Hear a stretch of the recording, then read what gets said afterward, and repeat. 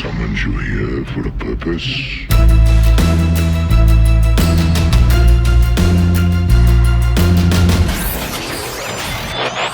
TransformYourGame.net. Welcome one, welcome all, and welcome back to the 23rd episode of the Transform Your Game podcast. My name is Richard, and I'll be running the show here today as both your host and moderator. Alongside me are actually 4 co-hosts of mine that are more than meets the eye. Kent. Wait, I still function. Kai. So you're saying there's a chance? Matt. It was either this or watch Sasha Grey on Twitter. And Joel. Hey there. That's right, we have the entire crew in the house today. A quick apology to our listeners out there for the absence of an episode from us last week. In the midst of everything, we just had a little bit of trouble putting ourselves together in time for recording, so we just decided not to force it. We left ourselves a little space to figure things out, talk things over. Please also be aware that we're probably going to be a little bit more freeform than normal here today, so just take that into account wherever you're listening. It either might be super short and sweet, but my money would be, and probably the smart money would be, on us going into extra innings, so to say. So sit back and enjoy, everybody at home. I think the elephant in the room is pretty obvious at this point in time. Wizards of the Coast and Hasbro have decided to no longer officially support the Transformers TCG. Titan Masters Attack is the final release officially for the game per an announcement on the main site Monday, July 20th, so I guess 2 Mondays ago from the time of us recording. So, guys, I think that it's pretty safe to say that this sent all of us kind of reeling. So what on earth do y'all think actually happened? What went down with all this stuff? Man, obviously a terrible blow to our community, but there's a huge upside, and I think the game will definitely go on and be very strong. But we'll get to that later on in the podcast. It really feels like the official statement said that Hasbro wasn't happy, leading people back to the toy line. For me, of course, I'm like Hasbro's, favorite customer kind of thing. Like, hey, the card game really drew me in even deeper into the Transformers franchise. I'm already a crazy comic collector. I've seen many of the shows. Had some of the toys, especially Beast Wars, that I collected when I was beyond the little kid age. How many Unicrons do you have? And I bought 2 Unicrons. The day before the announcement, I ordered a Earthrise Scorponok and Skylynx, which that was a hefty purchase as well.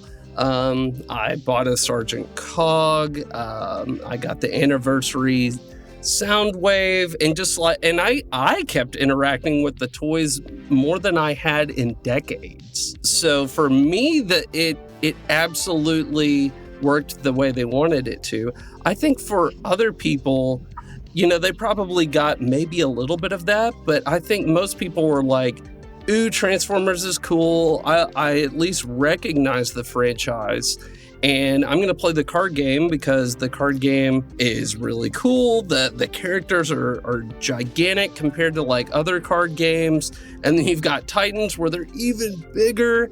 I get to transform them, which is fantastic. There's no mana screw or mana flood. And the game felt like the luck factor was truly reduced quite a bit.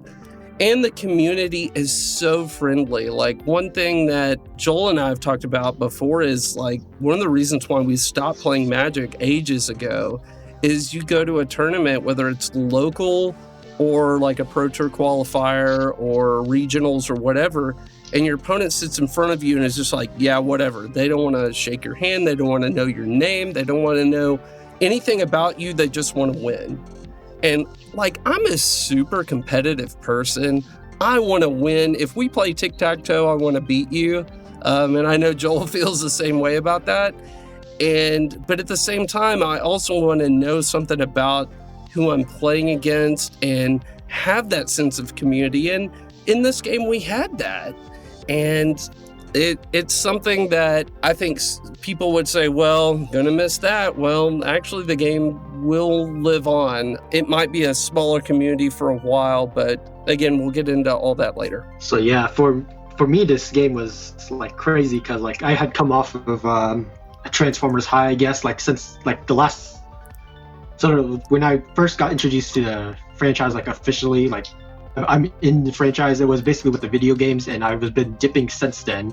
Mm-hmm. And then when I got into this game, like I started buying the toys again. I got my first masterpiece and probably my only first masterpiece. So there's that. Yeah, it's been crazy. Wait, what masterpiece did you get? Because I actually got two of them, an Acid Storm and a Thundercracker. What did you get, Kai? Soundwave. Oh, that one's so bad. Cassettes of that one. The cassettes are so cool. They're so good. But yeah, what in regards to this game, I think this game was incredibly successful and profitable. But the thing is that like profit can mean $1 profit and billions of dollars of profit. So even just saying the game was profitable doesn't mean that it made enough money for them to warrant keeping it. But I actually think that it wasn't a profit issue. I think it was more of they had to cut something. They had to reduce the cost of something. And unfortunately, Transformers was at the bottom of that list. And someone posted a Hasbro report back in like Monday, I guess, the time of this recording. But yeah, it says that Hasbro was down 29% or something like that, like sales or profits or something like that. So I think it's revenue. Yeah, revenue. So it's like, Yeah, Toys R Us closing has really hurt them, and I think COVID has really hurt them too, because you're not going out and buying toys and stuff like that. Yeah. And I think too, like they also put a bunch of board games and stuff like that. Like they have Monopoly and all these things that require people to sit across from each other, even outside of card games. And I think it's tragic the amount of things that they're just like losing because of this COVID stuff.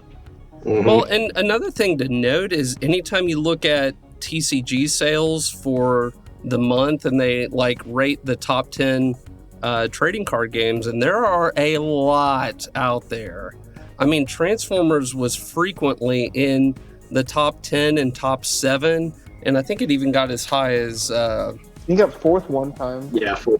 So I mean, like, the game was doing really pretty well. I think one of the issues was a lot of the Transformers fans didn't even know it existed. Like, I would be on other Transformers pages and like recommending the game, you know, in multiple threads. People did find out about it, you know, that way. But yeah, I feel like the Transformers community at large just didn't know that it existed.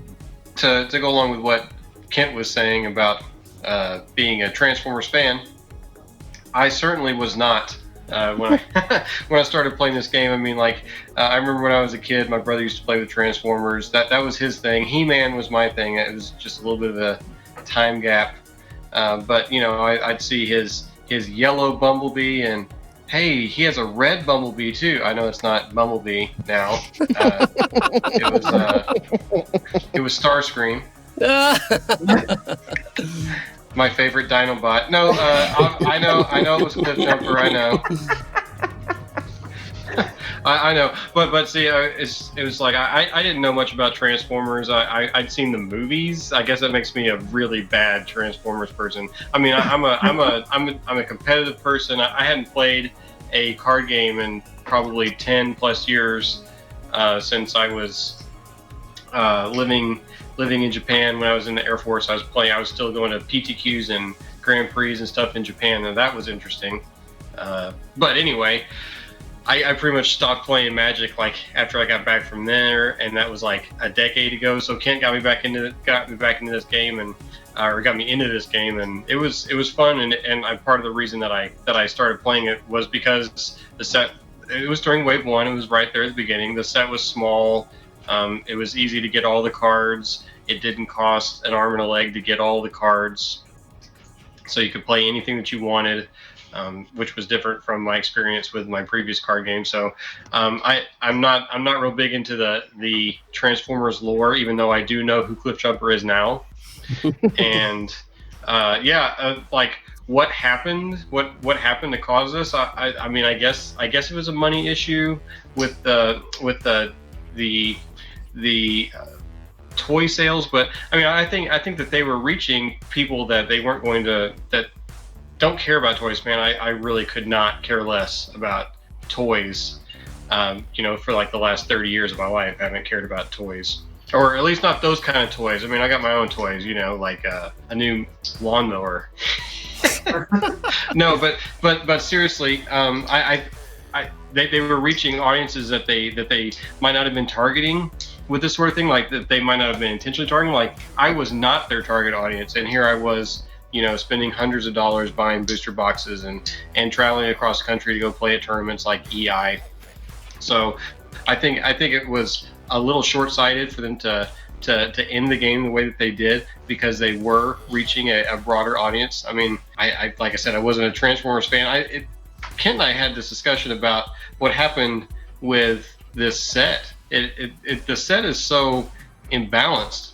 It almost seems like they knew months ago that they were going to cancel, and they just said, send to print whatever you got and let's sell it, because you basically can't play anything in this current iteration of the game without playing multiple at least a Titan Master in your deck. So, and it's very, very black heavy. We could talk more about other mechanics and stuff that we'd like to see to fix that sort of thing later, but I think that's what happened, and that's why it seems like this set is so power creeped over or Wave 5 is so power creeped over the other sets. Plus, it has stratagems and Titan Masters in the same set. Like, there's two new mechanics, like right there. It's like, boom, surprise. So I've had a long-held belief that they should have put promo cards in the toys. Like, they should have said, "Oh, cool! You see, like, remember how they had the comic books in there? Like how they had like that Megatron. It was based on his comic book adaptation, where he's like he's a black jet and all that. They had a comic book in with that same package. And if they did the same thing, but said, "Hey, here's this character and their card in the same pack," and then the kid would open it up and say, "There's a card game about this? That's cool. And it's big and shiny, and I like both of those things at the same time." Adults would think that too, that are buying it. Exactly. And it would take exactly zero effort for them to do that. Like, they would say, "Okay, cool." See, like, even the, like, before it would be a little more difficult because it was the bubble plastic in front of the characters. They would have, they have boxes now that they're in. So you just pick the character card on the back of the box, boom, perfect right there. It's really disappointing because they never really capitalized on the fact that there is a toy line alongside of this. Something that Bakugan has been doing for, like, I've just recently, like, a friend of mine has been trying to get me into Bakugan for a while, but I recently went to the store and I noticed that they are branded as toys that have a game instead of a game first and foremost that you can't really see what the cards are. Like, with this, like, you get a toy with it, something you can play with. There was a 5-year-old kid who bought one right in front of me in the store. And if they had that kind of element in it, then it would have had a much farther spread audience, and especially a younger audience, which would have helped launch. It's just a story of missed opportunities. I think that's probably true too. So I think they were talking about this, like, I mean, a while ago. So before, you guys remember, like, the first couple of waves, right? Like, organized play was actually specifically stated as not something that Wizards was aiming for, and the reason for that was because their target audience for this game was way younger than where it actually hit, right? Like, I don't think anybody in this cast episode was in their target audience range, right? Yeah. I think most of us are double and triple over the ages that they were thinking we're probably going to be buying and participating in this, but lo and behold, here's the thing, right? So pretty much everything that Transformers does is a marketing effort, right? Anything that's with the IP. The show was originally created so that it could sell toys, right? The movies and other iterations of the show was created to sell more toys. The movies were put out so that they could boost their toy sales, which is why we will never stop getting Transformers movies, because every time they release one, their toy sales go through the roof. But, like, another thing just on that, like, I actually had said this to you guys a little bit earlier, that, like, maybe they're delaying the set release for the Siege series to come out. And I think not having a Transformers series or at least not tying it into like Cyberverse or RID or something like that, definitely hurt them in the long run because it's less brand recognition. Because kids are going to recognize the iterations of the cartoons that they see on television instead of the cartoons that they definitely have not seen from the 1980s. Right. So, I don't know. Absolutely.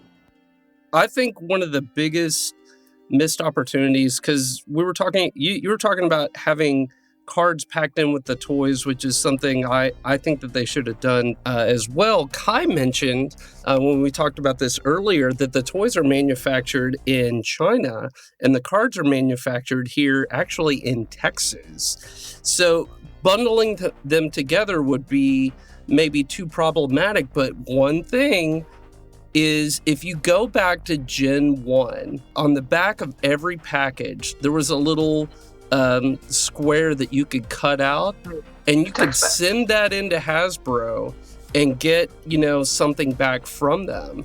And what would be amazing is like, hey, I just bought my Optimus Prime toy.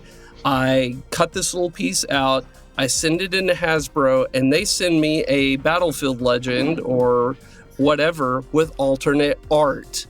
With alternate art, I think would have definitely gotten more people that play the game to interact with the toy line. And that's actually a really good point. Another thing too, that would make grown-up adults who are purely collectors, that would make them nostalgic as heck. Oh yeah, because they would say, "Oh wow, I remember doing this as a kid.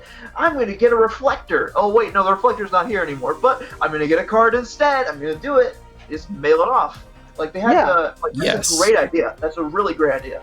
Yeah, and just to continue my point from earlier, right? So like my whole point was, I think they saw the game as an additional marketing effort. I think they were trying a new avenue for them to market to boost their toy sales. And what they weren't seeing was bang for buck on their toy sales. What they accidentally did, and part of this is a huge credit to the team at Wizards of the Coast, is they made an incredible game. Yeah.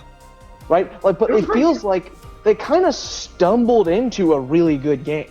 I think Mark Rosewater and several people in the design world talk about this a lot, is that restrictions breed creativity. So the restrictions of the IP, that they are about the characters, that you want the characters to feel satisfying in a certain way, and that transformation was like a huge component to that, meant that there was a certain set of restrictions that the design team had to work on when they were developing the system for the game, and it led to some really fun, really satisfying gameplay. Like, oh yeah. I think I've mentioned this probably three or four different episodes, that I kind of make it my personal business to try every game that I come across, trading card games, collectible card game, at least once, because I care a lot about like design. I want to see if things innovate mechanics in a new way, or if certain systems lead to fun play patterns. And I've stuck with two ever. I've stuck with Magic the Gathering, which I've now sold out of, and Transformers. And those are the only ones that have ever stuck. Yeah, not that my opinion is the end all be all of things, but I do think it says something that for someone who tries everything, the ones that stuck were those two games. That's my major thing, and I think that one of the things they didn't realize, one of the things they were taking into account was, while they were certainly using this as a marketing effort, my guess is they had a budget that they were affording to the team and affording to their creative team as far as like time for helping get all this developed, that they thought they could use better in other marketing elsewhere. So like, I really don't think that it was an issue of, I think Kai, you said this beautifully, right? It's the profit could be $1, profit could be millions of dollars. And I think that while the game was successful and growing, actively growing during quarantine, which is kind of insanity, that they didn't think it was the best usage of their resources. Now, that hurts us, and I did feel personally a little blindsided, but oh yeah. But that was like the worst thing to wake up to, because like I had I had actually just picked up my phone and just put on Facebook and just to like wake myself up. I was still in bed when I saw the thing. I'm like, wow, I'm gonna go back to sleep. I was gonna say, guess I'm staying in bed today. Yeah. It's like, damn, all right. I came to wake myself up, not to be sad. I mean, like, man.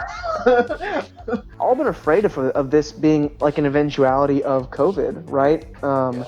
I don't think it was COVID that killed it, personally. I think it was just a Hasbro axed the thing, and they're using COVID as like not a scapegoat, but just like a vehicle, right? Like, it just feels easy for them to cancel something during this period of time. I don't know. Like, that's something else that I noticed is when you look at the branding for the Siege stuff, which is meant to be for like the hardcore collectors and stuff like that, like for the people who actually care about G1, the people who actually like all of the like that heavily painted sort of aesthetic. All of the branding for that is gritty and adult. It's very like all the colors are like black and desaturated. Yeah, I love it. It's great for adults. But when you look at something like Cyberverse and you look at something like RID, you look at these things that are meant for kids, and suddenly it's all vibrant. It's like everything is a primary color. Everything is in your face color. Going back to Bakugan, like Bakugan had all these, like everything is a primary color. It's all vibrant. It's all colorful, and kids love that stuff, man. And when you have a booster pack, which is primarily black, a kid's not going to see that. They're going to see the bright and colorful Yu-Gi-Oh pack next to it, right? They're like, I think the focus on the Siege line was a mistake. I legitimately believe that it was a mistake to focus on the hardcore collector side because it wasn't anything the kids knew. They didn't know it, and they didn't want to know it because it was dark and gritty, and a parent wouldn't know it either. They would look at it and say, this seems kind of dark. Oh, hey, look, what's the new Pokemon pack? Oh, wow, it's a cool animal with bright colors all around it. I'm going to pick that one up instead. Right, that I can make dogfight. Yeah, exactly. Right? I say that, but I played Pokemon like literally my entire life growing. I'm still playing Pokemon. I want to say again, actually here, I think this is a pretty good time for this. Is the people at home? It doesn't really solve anything for us to go through this information. What it is really is more like a little catharsis, right? So I think part of the reason we're engaging on this topic is to help us as a group and as consumers and as people invested in this game to try and think a little bit more rationally about something that I think all of our visceral reactions were very irrational about. They were very, they were real, they were impulsive, they were negative. They caused us to have difficulty getting an episode out, right? In addition to like the issue of like what all went on, I think it's been noticed several times here and off air that it really feels like they left a ton on the table in terms of things they could have thrown into waves or themed them around, mechanics they had. So like, what are you guys individually most sad that WotC never got around to putting into print before the big whammy hit us? So for me, I think it's probably tied between the revenge mechanic and Micromasters. Like Micromasters, they also eventually had like the grand scheme of being patrols, and that was great and everything, but then the tap ability didn't matter on them. Only one has ever really been something, and that was Flak, and that was because you could play an upgrade and try and one-shot someone at the beginning of the game, and that was literally it. I've night flighted somebody before. That's fair, you have. I think it was me. But It might have been you. It actually very much might have been you. but the tap ability just seems really neat, and I think they played it too safe, as most of their mechanics were, for good reason. And same with Revenge too. Like they played it too safe because PTT still existed, Peace Through Tyranny. So seeing that not get fleshed out into something cool, where it's like, oh, you killed my guy, I get to do something cool, was disappointing, really. So totally agree. As far as mechanics go, something that is totally missing that needs to happen for this game to have longevity, other than just being like a big Wave 5 game, would be some sort of pip that stops Pierce or reduces Pierce, like a blue pip that doesn't stop, that doesn't add armor but adds anti-Pierce. Like every aquamarine pip that you flip stops one. Every indigo pip. Indigo. Right. Sorry, I shouldn't laugh. This is too funny. But that's definitely where I think that they needed to go with, when I kept saying we need Wave 6, we need Wave 6. That's what I was thinking, like something that would stop Pierce, because Pierce was completely out of control. Yeah, I think that I'm gonna give a lore answer. I have tons of mechanics answers. I think what I'm looking for most, what I wish they'd done most, was mini-cons. I wish that they had found a way to integrate mini-cons into the game. I would have loved to see them as like modal upgrades where they did something, for example, like Swindle with Starscream. Maybe he did like a specific extra benefit for being on Starscream, but they're kind of be like the signature weapons that were in Wave 1, or signature upgrades from Wave 1, but with some kind of like added utility, kind of in the same way that the stratagems are really like the new star cards where they started out on your team. You didn't quite have to like draw them and hope to get lucky. I would have loved to see them really go deep on minicons. Really, the whole Armada continuity is fantastic, in my opinion. My man. A man after my own heart. We were literally talking about this the other day, right? Like Yeah. how like they missed a huge opportunity because Armada is awesome, and like I have vivid recollections of it from when I was younger, watching it on television, and I don't know. That's what I missed most. I think that there was probably a lot of money in that, and we've talked about this before in like our own conversations, where I think the concept of what minicons are, to make them actually different from what Battle Masters are and what stratagems are, would be difficult to actually carve out that niche. But what I do think is that you have such a specific role that they play and such a wide swath of characters, but as soon as you figure out like the basic system requirement, it seems like it's just a windmill slam dunk to include as small characters in sets.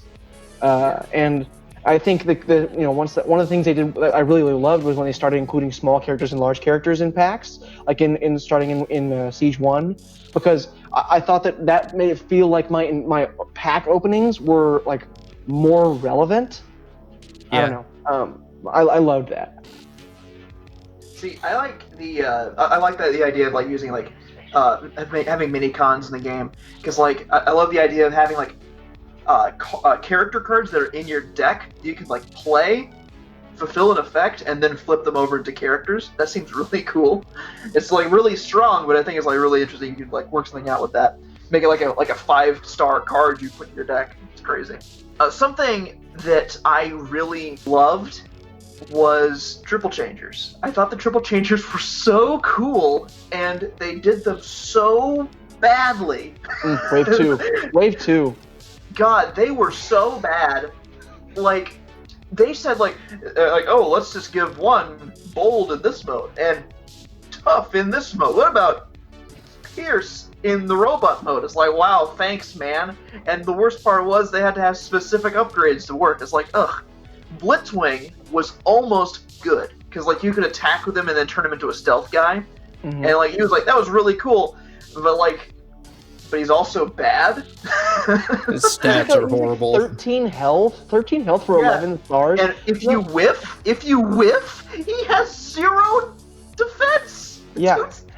In Wave 5, you know how much health you get for 11 stars? It's like 17. It's like crazy. 17 before the head pops off. Exactly. It's stupid. It's so stupid. Like, they had something going with Octone, and they had something going with Sandstorm. Like, Sandstorm had Springer, too. Yeah, Springer. Yeah, like, I guess that was, like, the really only, like, good, like, widely used triple changer, him and Octone. But, like, even then, Octone was just like, oh, here's the mode you're going to be using this game. It's just like, oh, okay. Like, I wanted to have, like, opportunities to flip more. It was just like, I'm so disappointed that they never got around to like actually making cool triple changers. I don't know. Even Astro Train or Ape Face too. They kind of did Ape Face dirty. Ape Face was god awful. Like, although you can have some really cool things with Ape Face nowadays with like Camion Crash, because like you can damage Ape Face in his ape mode where he has okay, bold. That sounds better. That doesn't sound that bad.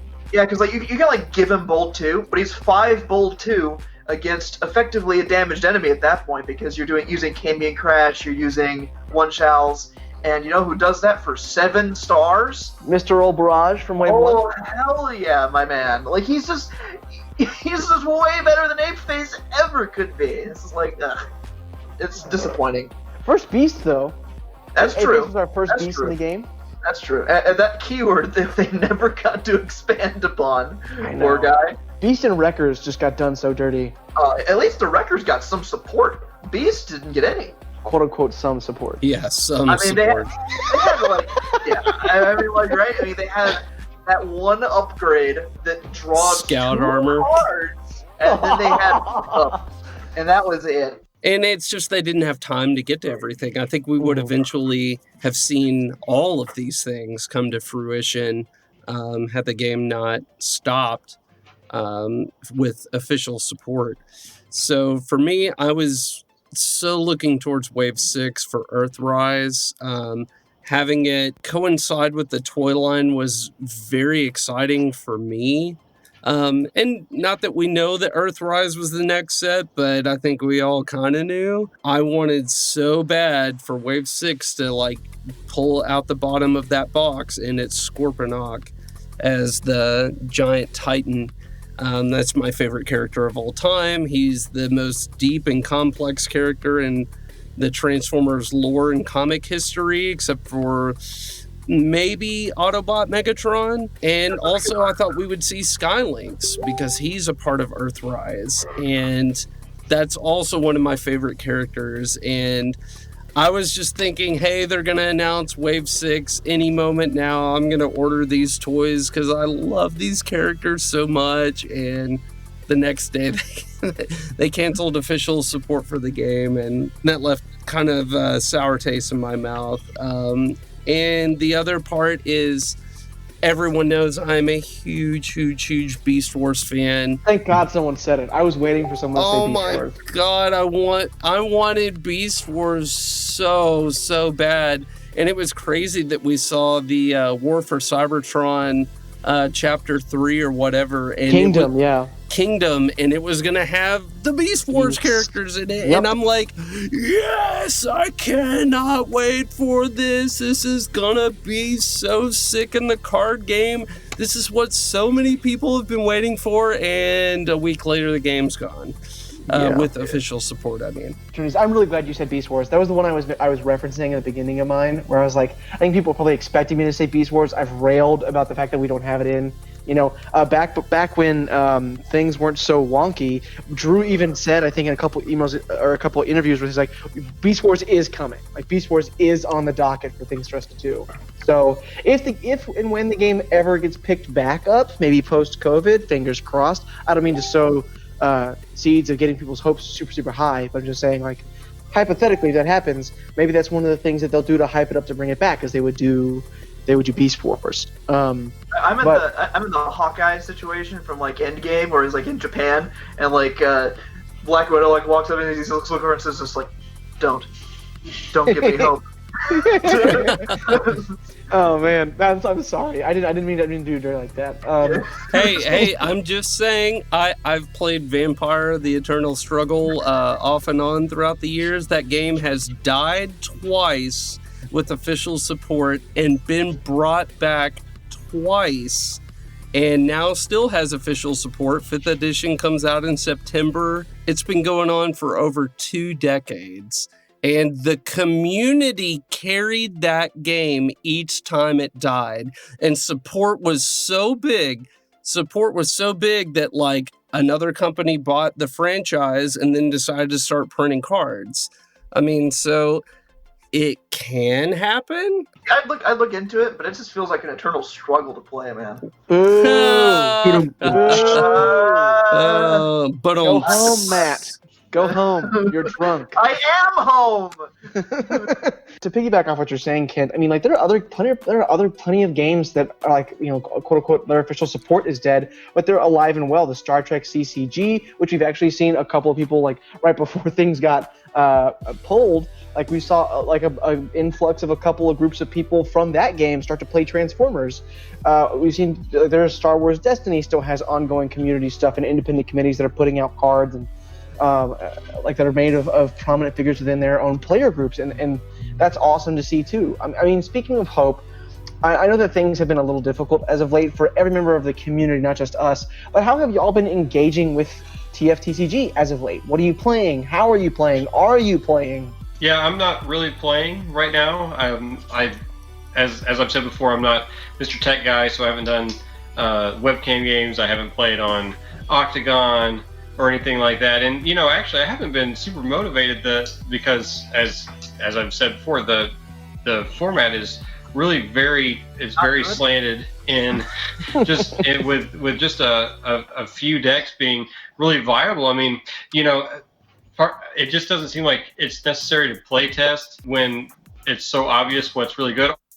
How I've been kind of like messing with the TFTCG recently is, aside from making a mural and laying it to rest in a nice silk-laden casket, I've been kind of like just in the back of my mind trying to put together cool things from Armada. I've been going like, okay, cool. So how do we make Optimus Prime combine with its trailer? And then like I've been thinking like, okay, what colors are we gonna make Predacons and Maximals? It's like Maximals are green. What are Predacons gonna be? And I had like a whole bunch of different things, like Waspinator. I was like, okay, how do we make people want to kill Waspinator as the whole thing, and make him like just this unlucky dude who always dies? Make like, him pink. Right?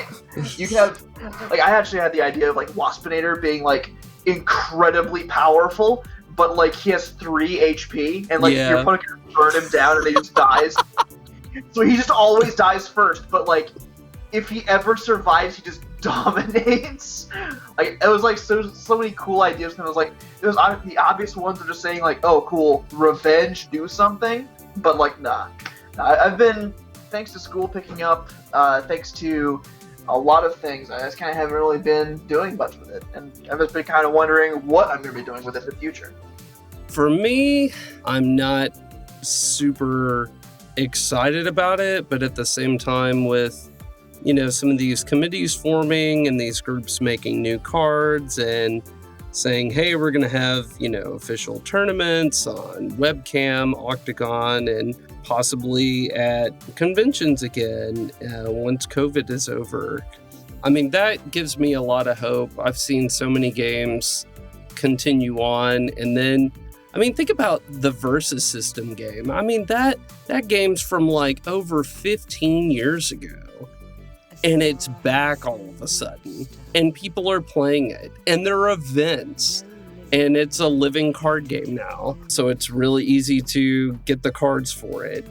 And things like that can happen. I've just seen it so many times where the community just keeps rallying and keeps it alive. And I think that our community is very, very strong. And I thought I would see more people sell their collections than I have. A lot of people love their cards and they love the game and they don't want to get rid of them. I actually bought more cards. Yeah. I bought a Wave 2 box, the last Wave 2 box in my area, and a Wave 5 box. And with one of the extra promos that from the announcement that Drew made, Extra Perceptor promos, because that way it gave me a set of sealed boxes, one from every wave. So I could have that as part of like, you know, my shrine to this game. I have booster packs from each set. I think I'm actually missing one from Rise the Combiners, but like, which is sad, and I just don't want to spend the money on a Rise the Combiners pack. This is like, it just hurts to buy. It's like, even though there's no tournaments for this anymore, but God. Bashing Shield, man, Bashing Shield. Just open Bashing Shield, be fine. Yeah. We gotta piece together the whole Dinobot line just so we can use Jurassic Punch. No, but I have the same thing kind of going on where I have like this collection of things I can have for posterity's sake. Yeah, like, well, and speaking of that, you know, I have a few uncut sheets. I have several signed cards from Ken Nagel and Drew. Oh, yeah. Thought about framing those. I've got the 3 multi-mission gears that are signed.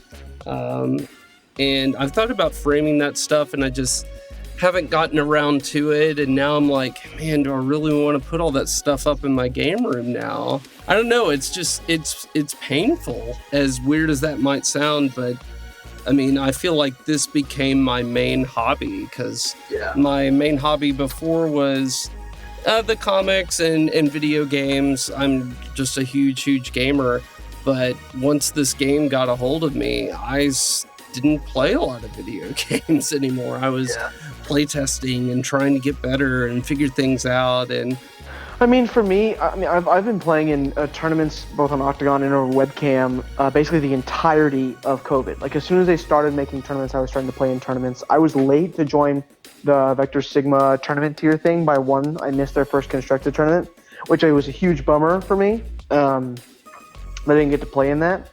But as soon as COVID looked like it was just going to be a long-term thing, I was like, well, I have an itch to scratch. I gotta beat some face. I gotta flip some bots, and that's what's got to happen. So I'm gonna do whatever I can to make it happen. And right, even yeah, both of those things, same time. But right now I'm in the Octagon tournament that Kent is in. I'm playing a cool new deck too. Actually, I think there might be some legs there. And I'm in the Vector Sigma tournament. Kai and I just got paired for round 3, and Ooh, fun. I drew basically the nuts against him in both of our games, which is unfortunate for Kai. Unlucky. Alas. Better than me playing Improvised Shield off the top. I'd rather that than that. It's true. Although the first game missing 12 on your swing was super rough. Vector Sigma made an effort to collect members from different groups and different regions of the game as it stands in the community right now, in order to tap members for a player's community in order to create new cards in small batches on a more regular basis going forward. And I'm participating actively in that. We've already got a lot of our first round of designs in, and playtesting is going to be ensuing here shortly in order to make sure things are thoroughly vetted, they're not busted. But hopefully they exist in a sweet spot where it really makes people, continue to be excited about their collections. By the way, the focus of our first release is supposed to be stratagems that are reflecting on Wave 1 characters to bring some relevance back into your older peeps. Breathe some new life into those characters. So I'm actually really excited about that project because I would love to pull some of my old rares out of the binder, out of the boxes and dust them off a little bit. Living Weapon. He is on the list. He is definitely on the list. He's on the list. Don't worry. Come on, Viable Megatron. If anyone has been listening to this podcast for a long time, I just want Megatrons to be playable. I don't even want them to be tier 1. Just make me not feel embarrassed to take one to a tournament. That's all I want. Well, lucky for you, that's the goal of this project, because I am also on the committee, and that's basically been the main way I've kept up with the game, because I'm in the Octagon tournament, I'm in the Vector Sigma tournament, but webcam tournament that Timothy Theo is running, I just don't have time to play in that one, otherwise I would. So, but yeah, I've been playing in the tournaments. I'm making decks for Primus, which if you don't know what that is, that's the multiplayer format that Richard has been doing. How did I forget about Primus? It's awesome. It's awesome. Can't wait to play. Yeah, it's a lot of fun having a new set of rules, deck building rules to play around. It makes the game a lot of fun. Not that it wasn't, but it's a different kind of fun. So pretty much that's been how I've mainly engaged with the game now since the news. Mm-hmm. That makes, first of all, I think every one of those responses, I don't think that any of us are particularly engaging in the same way, which I think is interesting. I think Kai, you and I probably have the most overlap. But I find it interesting that we're still all, even though we're a team, even though we talk every day, we're kind of engaging a little bit differently, person to person, which I think is interesting. But regardless of what anyone else says, and regardless of, the life that is surely left in the game, the way we're engaging with it now, this news, this moment in time is, if nothing else, the end of the first era, or the first act of the game's life, right?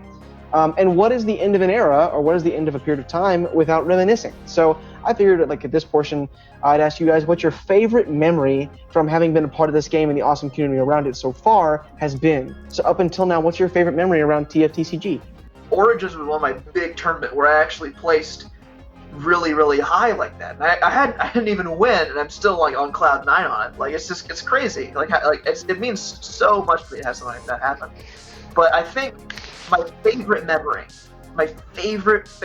about this is showing Cog to Ken Nagel. It was at Origins, and I looked at him and I said, "Hey man, you wanna take out a deck I looked? Do you wanna check out a deck that I made?" And he's like, "Yeah, cool. I love seeing people's decks." And I'm like, "All right." And I call over another friend of mine. He's like, "Hey, sit across from me. Pick any deck you want."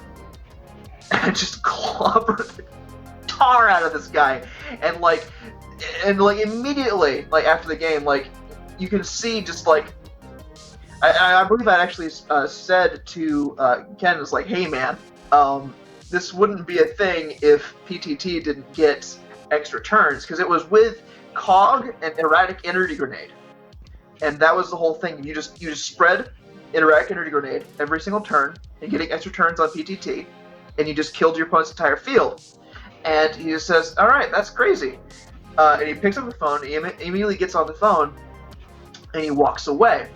And I don't know if it was like the next day or the next, like, I think it was like maybe a week later, PTT has the change where you can't get extra turns on it. And that right there, oh, it sounds like I'm stroking my own ego, and I am.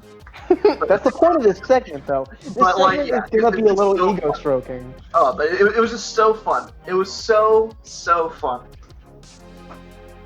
Yeah, I think for me, my favorite memory is probably, and I hope I don't steal you guys' list of this. Actually, you know what? I'm gonna say a different one because I have a bunch of positive memories from this. My favorite memory. Steal our thunder, please. No. I'm gonna. I think my favorite memory when I was playing my last round at EI of Swiss. Because I was the only X and 1 person that had to play because I got a pair down in the last round, and my opponent could not draw into top 8. So while I could have, he could not have. So he made us play. We couldn't ID, which is fine. You know, he's supposed to take the action that's most reserved for him.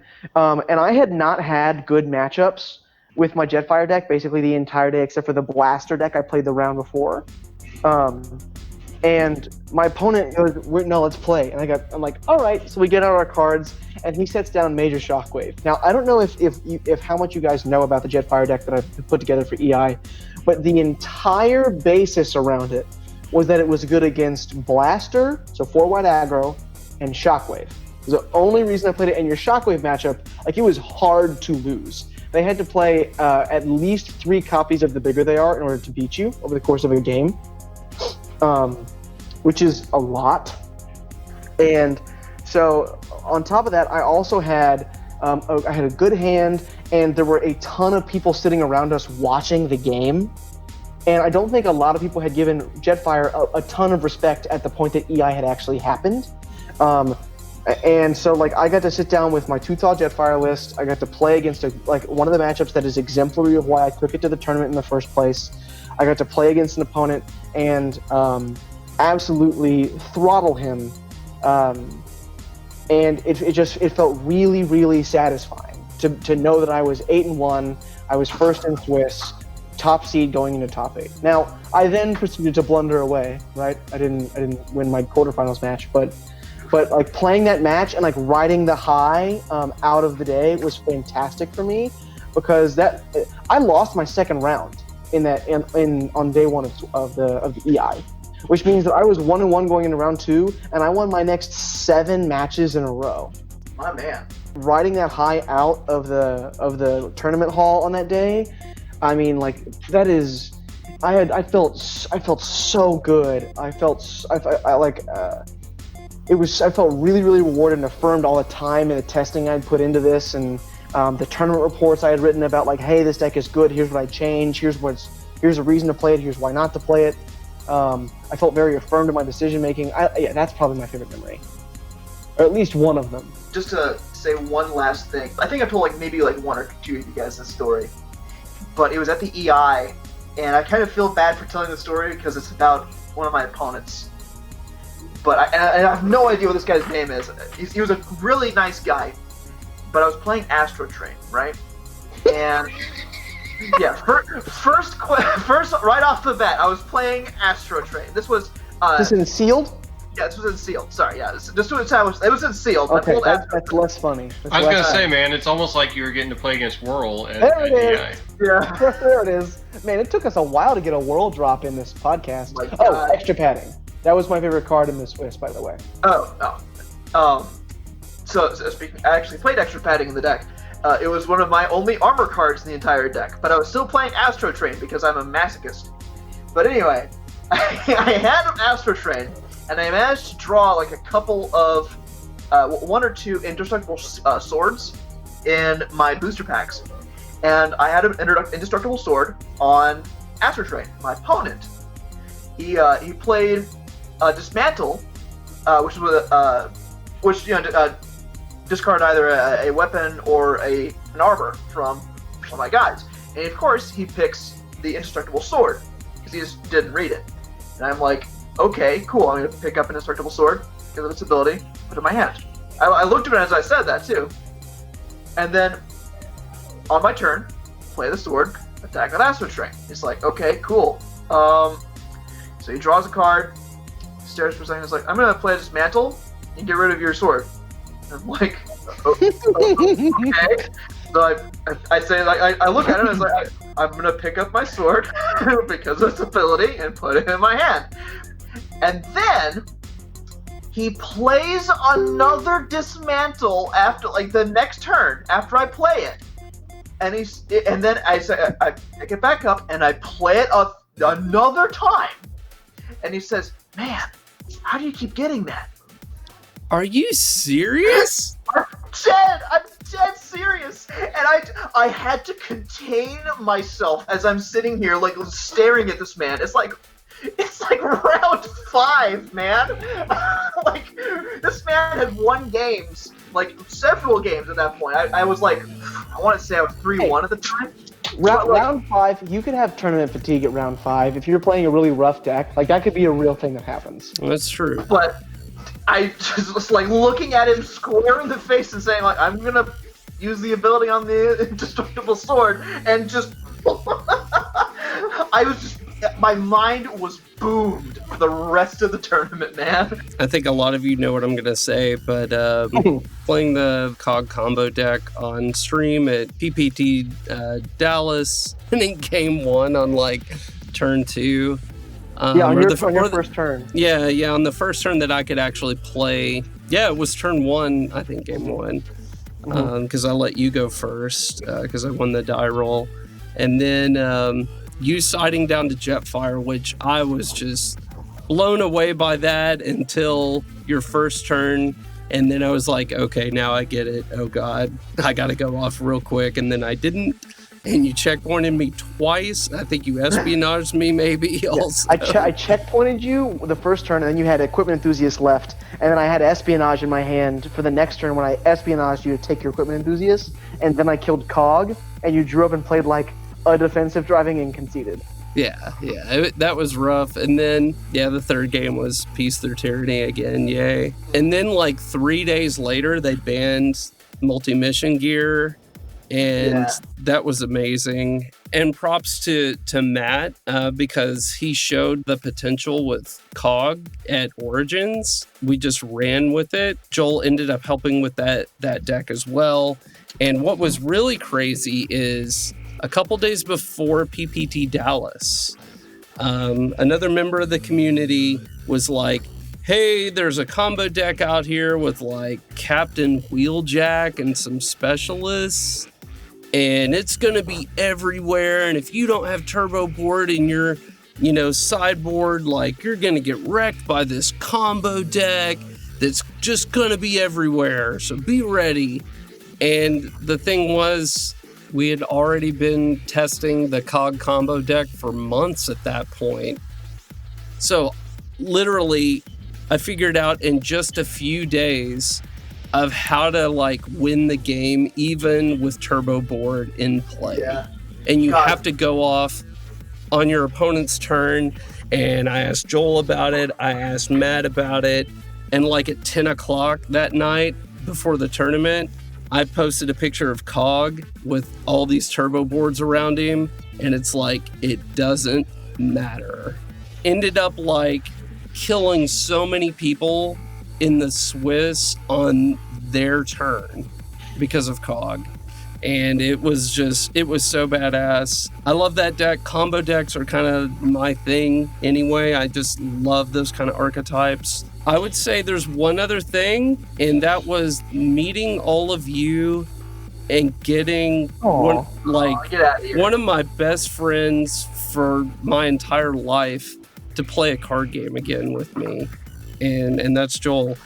And that, I mean, dude, like, Man, I'm Hey like, there. I'm trying to like not get emotional, but like the friendships that I It's made. the Marco podcast, man. Get in here. Yeah. This is the one. The friendships that I made with you guys, and we've gotten so close. Y'all have been so amazing. Whether I'm gushing over how much I love something or complaining to a level 10 about something that I don't like, and you guys have just been so awesome, and I love that. And I met so many friends at Origins, and then seeing them again on the different circuit stops, these major events, and just like, hey, it's you, and like we hug it out, and that's something that I'm really gonna miss. So for me, mine is going to be Gen Con. Like that experience was just unreal. Like, so I wanted to go to Origins, but if I knew if I went to Origins, I would not be able to go to Gen Con because it was just like 2 weeks that they announced Origins and Gen Con, and that was just completely unrealistic. So I decided to go to Gen Con, and the first day of the tournament was just really crazy because me, Calvin, and one of our other friends, we were all playing basically the same Shockwave list, and Calvin didn't do that good because he literally just picked up the deck that day. But me and my the other friend, we were doing really well, and one of the funniest memories I've ever had playing this game was so I got paired up against Joe from Wreck and Rule on round 2, and he had played Calvin before, so he was going into another Shockwave matchup, and he destroyed Calvin.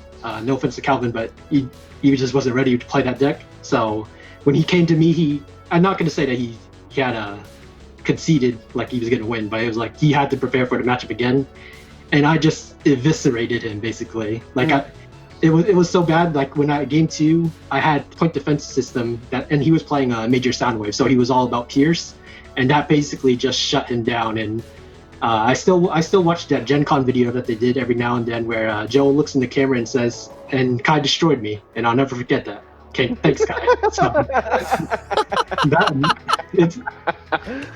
as self-conceited as it is, that still makes me giggle every now and then. So, This is clearly so far. This segment has been nothing but, and forgive my language, just masturbatory, basically. So Absolutely. I started off the podcast talking about Sasha Grey, so we can do. We're already there, my man. Move it along. But yeah, I ended up getting top 8 in that first tournament with Shockwave, and that was a really good feeling. I didn't do as well in the top 32 on Sunday, but that Gen Con was another thing, man. So I'll never forget that. Yeah, so for me, I mean, I didn't win EI or anything like that, so I'm not going to talk about my accomplishments during the game. I mean, I did do well in the tournaments I played in, but for me, I think my favorite part about this game was probably, when Kent and I were making that video of our box opening, I opened that whirl and I threw it away, and I got it back from Oscar the Grouch. Signed my whirl and handed it back to me. So I have my Oscar the Grouch whirl framed that I got out of the dumpster. Oh, so funny. Just hanging on my wall. But oh my god. It's also for sale on TCG Player for a meager $10,000, a damaged whirl that he will take off his wall if it sells. That's right, and I just want to reiterate, whirl is not good. Whirl is not good. Whirl, very agree with He's that. terrible. So for real though, I want to kind of piggyback on what Kent was saying. I'm really big into competition. I'm a competitor, as I've said multiple times, even on just this podcast. This didn't really have a whole lot to do with that it was Transformers for me. I mean, I recognized the game. I recognized the IP, but as a matter of fact, when Kent first showed me, I was like, dude, come on, this is Transformers. This is gonna be stupid. This is not going to be good. But he convinced me, and I tried it, and it was a really cool game, and I got into it, and what I take most from it, I enjoy the competition. I wish I could have traveled more and gone to the big tournaments of like Origins and Gen Con. It just didn't work out. That those were not things that I could do financially, or just like life happens. But the relationships, like with you guys, and EI was like the big the one big travel that I found my way into doing, and getting to travel with those guys, staying with Adam and Damien and 13 and Kai. that was a lot of fun, and I just live for things like the after party that I went to, and I got to hang out with Scott and with Dan and Vince, and it was so cool at EI when I took my blaster over Vince. And I'm not saying that getting my blaster signed by Vince was like the coolest thing ever. I mean, it is cool. No offense, Vince, you're awesome. But what was really cool is how me asking Vince to sign blaster made Vince feel. And I thought that was that was awesome. I mean, Very I was cool. I So was super wholesome. stoked. Yeah. After all of us self-congratulating, Joel just finishes with the wholesome, heart-touching story. That's right, man. That's me. I'm wholesome and heartfelt. Kai, Kent, and I, none of us mentioned this, but we also all had an awesome time at PPC Orlando, the Invitational, which we greatly missed Joel at, but we had a fantastic time. Not just us, but also with our good friend from New Braunfels, Brendan. So Brendan Holden, if you're out there listening, Big Daddy Octone. But that was just an incredible time. A surprisingly good Mexican food restaurant. Walking back, Kai, I don't know if you remember this, like us walking back to the hotel after Saturday, or I don't know if it was Sunday or Saturday, but it was just like so much longer than it said on the map. Mm-hmm. It said it was like 10 minutes, and then we were like 15, 17 minutes somehow. It was like 17 minutes, and like we had backpacks on. It was Anyway, I got my steps in that day though. That's definitely for sure. And just like a really, really fun trip overall. I know that we've kind of had like a nice reflective moment. I think it's probably a good time for us to get into one of the bigger questions, which is, we talked about this off air a bit, but what are y'all's plans regarding the Transformers TCG going forward? So I have sort of a thing where I'm trying to get my invite with Pokemon this year.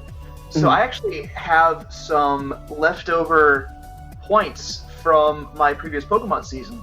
And this season, I'm definitely going to try as kind of a one last ride, if you will, to get that invite that I never got when I was like 11, right? It's one of those things where I'm just like, just one of those things you really just want, like, more than anything else, right?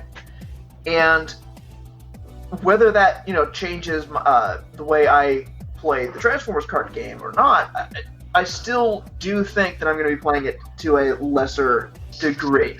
So another thing about me, I don't know if you know this, or just for the sake of the viewers, I happen to live in an area where all of the play groups are so vastly spread out. You have people just like so vastly far apart from each other, you can't get a good group going. Now that the game no longer has support from Wizards, you just know that is going to be just completely shriveled. If I'm going to continue playing it, I'm going to be playing it online, something like Octagon or something like that. But I'm just not going to be staying up until 2 a.m. like I used to, just building decks, which is unfortunate to say, but it's just not in the cards. Yeah, man. Be honest. The whole point of this is for us to be honest with people, right? Like, I think one of the major ways that both Kai and I are probably going to be engaging with the game going forward is our attempts at releasing regular like new cards through the Players Committee that we're a part of, that we're vetting things through. And you're the exact type of person I would like to have as a resource for my playtesting, because I tend, generally speaking, when I make cards for things, I err on the side of push, and then I ratchet back. That's just how I've always done things. Yeah, for sure. So people whose brains, like yours, Matt, break things, the way that you like approach engaging in games is breaking them. You are the perfect resource for someone like me, where I'm like, all right, I was wrong. Let's pull it back some. Yeah. I have this weird philosophy of if everything is broken, then nothing is. Yu-Gi-Oh! Speaking of which, I think I'll just go next since I've already talked about this a little bit. First of all, I'm going to be playing in tournaments as long as it makes sense for me to be doing so. Particularly like the ones I'm already invested in right now, I'm not going to stop playing in those things. I love the game. I love competing. I think I finally got my webcam setup figured out just a little while, probably like 3 weeks ago, for how to actually like play things consistently with like not the most terrible video quality. So I'm not going to give up on it now. I did all that work. Yeah, I'm still gonna be doing those things. We'll still be, I still plan on doing the podcast with you guys, and hopefully we'll be putting out some cards that people will be able to appreciate, be able to play with in their competitive settings that will have been vetted. We'll probably be playtesting some of those earlier iterations of those things live when we can, so that people get to see the kind of stuff we're working on in the meantime. At least video recordings. We might not, if we can't set up a stream, we can't set up a stream, but at least releasing videos of that kind of stuff. Seeing if things are busted. You might see things change in real time because I realized that I pushed a number 1 too far in the wrong direction, looking at you, Sky Shadow. But yeah, that's probably the way that I will be most engaging with the game going forward. Yeah, for me, I intend to playing online stuff, whether it's webcam or Octagon. And once there's live tourneys again, I do intend on playing in those. I probably, and I know we've talked about this a little bit internally, of us continuing to work and play Transformers, but look at other possible games as well. I am greatly impressed with everything I've seen with Force of Will. So, and especially the local Dallas community with it too is just a lot bigger than I ever thought it was, and so friendly. I'm probably going to be playing 2 games, and there's just so many events for that game, and just been very impressed with it. And I'll still continue with Transformers, of course, and especially if we have big tournaments at conventions once again, like I will definitely be going full force with that. So yeah, I'm on the committee, just like Richard said. That's probably going to be the main way I'm going to interact with the game. I don't know how much of the Octagon tournaments I'll probably play in, but I'll probably try and play in the Vector Sigma ones at least. Just simply because the webcam is just a little easier to set up a match and then just do it, because you get the cathartic feeling of flipping your bot, which is yes. Yeah, when you flip that top loader and you hear that noise, like it feels good. So I'll probably I'll get that fixed every so often with them. But, get a little hit. Get a little rush.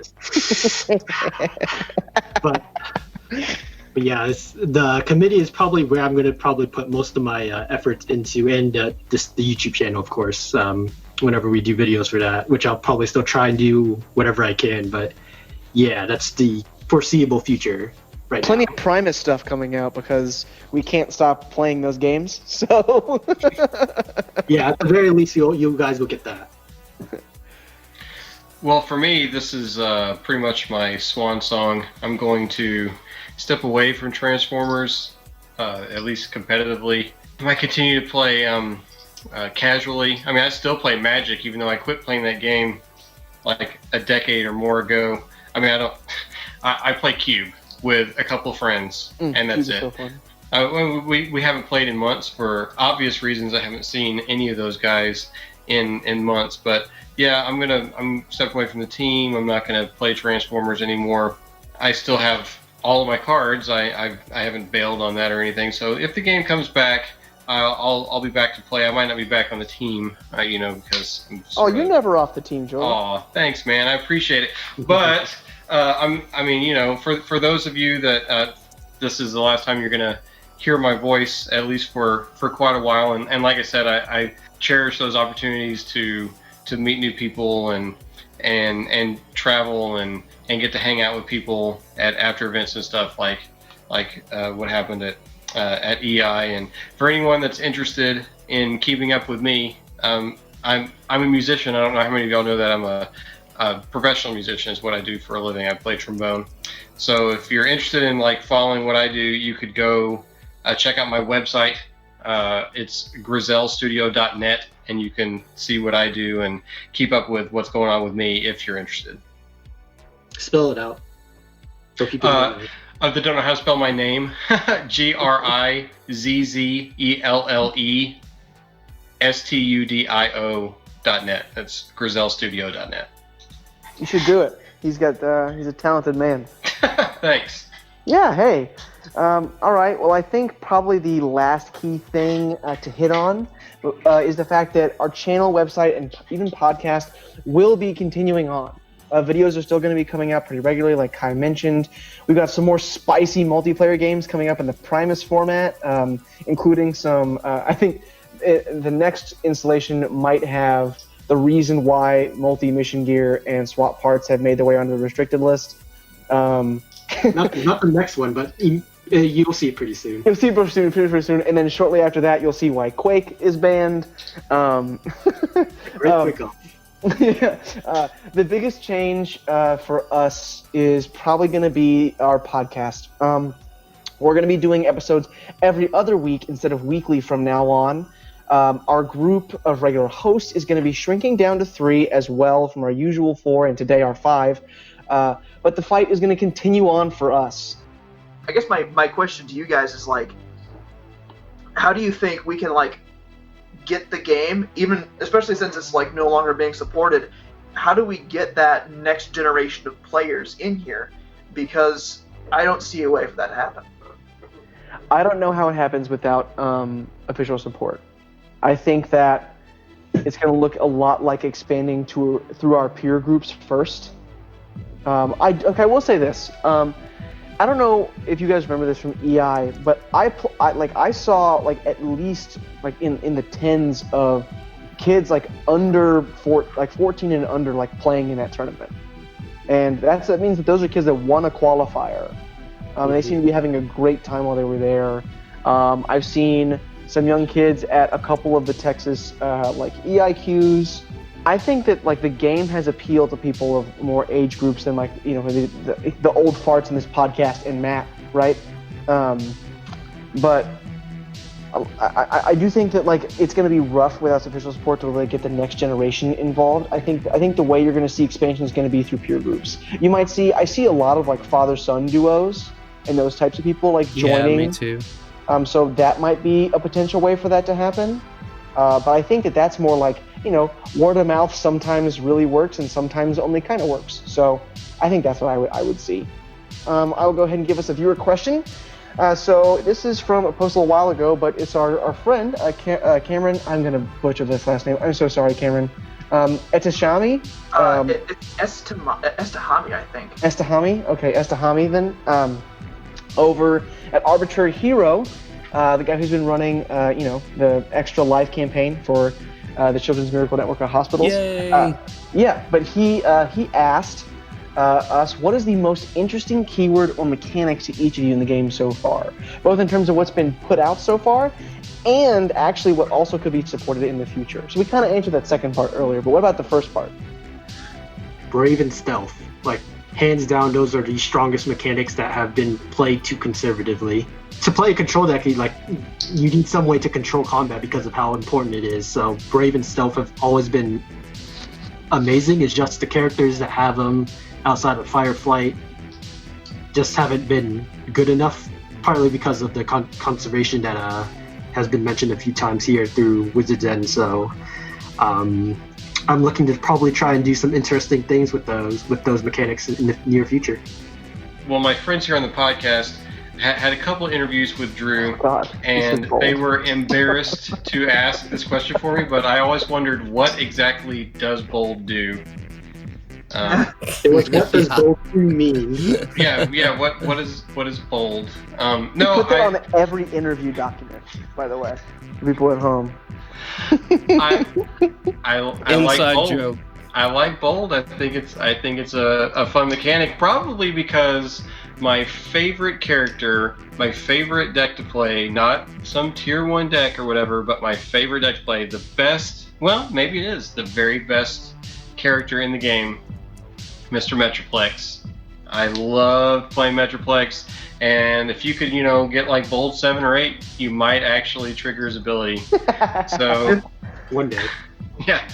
Every now and again. So I mean, I love playing Metroplex. He was so much fun. I mean, it's not fun getting stomped to death by better decks, but it is fun to play Metroplex, and he's just so big. You like that. You like the feel, the sound of that top loader flipping. Man, Oh yeah. you just got that extra deep thump when you do it with Metroplex. When you Oh, flip yeah. the binder that you have to put him in. So Right. So thick boy, Metroplex, and bold, definitely. One of my favorite things to do with that was I had a friend of mine who was like, "Oh yeah, I heard about the Transformers card game." It's like, do the cards bigger? And I'm like, yeah. So I showed him a character card, and he's like, "Oh, that's pretty interesting." But wait, there's more. Flip it. And then I unbuckle my bag, and I always kept a Metroplex with me at all times just in case I needed him. And I just said now observe, and I just unveiled him in front of him. Look upon him. Does that mean Metroplex is your favorite mechanic too? No, actually, one of my favorite mechanics, and I'm so sad they didn't do anything else was good with this, was Bounty. Bounty was so cool. Yeah. I love Bounty. The amount of cool, for example, Lockdown. I loved Lockdown's Bounty. Coup, to activate my bounty again, or Contract Contingency, let me activate my bounty again. And it's you can do so many cool things with it, and it's just so not good. But They were no, just conservative with it. too Yeah. conservative. Yeah. Too conservative. I think that my favorite mechanic is actually the tribal pips. I love the idea of tribal pips. That's not true. My favorite mechanic is stratagems, but I think that the thing that has the most potential that didn't get fully utilized is the tribal pips, because I think that those are so interesting. I think they would have been easy and ways that would have made a lot of sense for them to be ways to give support to certain tribes, to the wreckers, to the beasts. Maybe give melee some love. Good lord, come on.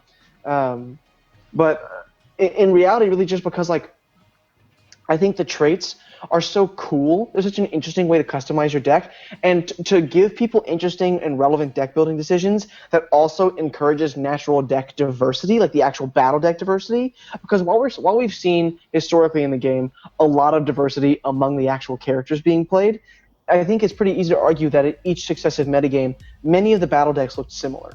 Right? They looked very, very much similar. So I think including cards that make different battle cards worth different amounts, quantifiably in decks, is a really, really good way to make sure that you have a healthy and diverse metagame, or to at least to assist that goal.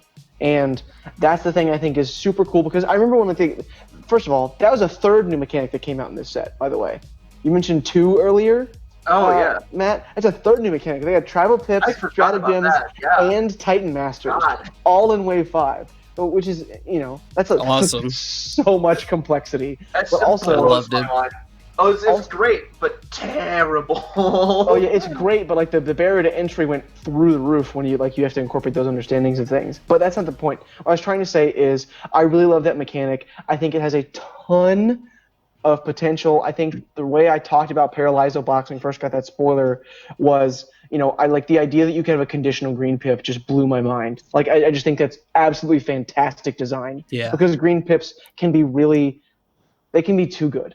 And so to find a way to neuter it in specific situations is brilliant to me. I think it is an elegant design solution and something I was excited to see develop over the perceived future of the game. I agree, actually. This is maybe the Timmy in me, but I love the 5-part combiners. I mean, those were just so cool. And going back to like G1, and being a little kid, and you like finally get those 5 toys that are all sold separately, and then you combine them into this like huge guy, and it was amazing. And then to do it in the card game, I actually liked the cards that folded and then unfolded. I didn't actually do that when I played tournaments or even casual games. I had one set that were folded in smaller top loaders, and then another set that were ready, as a combiner. And then you just like slap your hand on the whole bot and then you tap it. Oh, that was so effing cool. Like, that was just so neat. I remember when we first saw the spoiler, and then as soon as I got home, I made the proxies, and then I sent everyone in the DFW. Yes. I sent a picture, I just went, and then I tapped the entire combiner. I was like, that felt good. Yeah. Oh, it was so cool. I remember that distinctly. And I just, oh man, I really wish we would have seen like the Terrorcons, the Technobots, and especially the Seacons and Combaticons, of course, too. Combaticons? Like, yeah, man. I think it was Jamie who posted today like one of the card designs of the Combaticons all being mercenaries, which I think is really neat. Makes sense to me. I really like the idea of just Swindle being a mercenary. And just have like this one member of them just being a mercenary because Swindle's just constantly playing both sides. Yeah. I like that idea a lot. I think that will bring us to the close of episode 23 of the Transform Your Game podcast. The biggest of shout-outs going out to you, the listeners at home, for giving us the purpose and drive to come on here and try and cover as much as we can with a competitive point of view in regard to TFTCG strategy. And today, a little less strategy, a little bit more retrospective, a little bit more game state, things like that. And a huge shout-out to the 2 members of our team who are going to take a little bit more of a backseat role in Joel and Matt, people that we have loved having around us and working with. And keep in mind, while you at home, that the support is gone from WotC, but the game sure as hell isn't dead. And I hope I can say hell on the cast. But the kids don't play this game anymore. We can say whatever we want. It's true. Remember that while some things may change, a bunch of them are going to stay the same. And one of those things that is going to stay the same is how much we here at Transform Your Game greatly appreciate all of you out there in the ether listening, whatever platform you're on. You can find our other episodes and more down the line on YouTube, SoundCloud, iTunes, and Spotify, or wherever your podcast needs get met. There's going to be some links in the description to help you out there. And if you found the input and information here valuable, you can find more strategy, analysis, tournament reports, and more like it at transformyourgame.net. We look forward to being back to speak to all of y'all actually 2 weeks from now, given our new schedule for releases. But until that time, clear eyes, flip bots, can't lose.